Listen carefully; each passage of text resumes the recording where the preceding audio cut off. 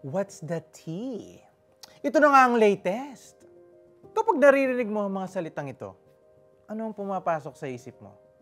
For many of us, a piece of gossip satisfies our appetites.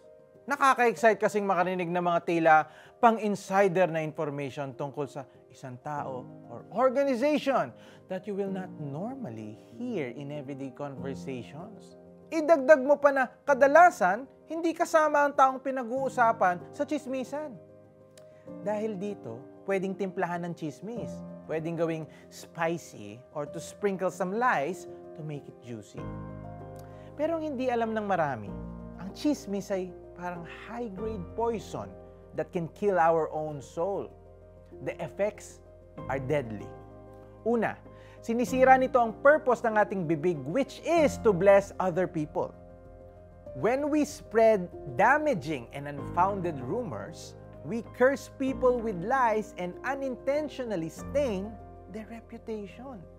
Pangalawa, it makes us feel judgmental about the subjects of gossip.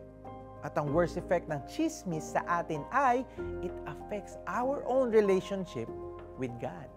Because gossip is built on half-truths and whole lies. It makes us liars when we spread or entertain rumors about others.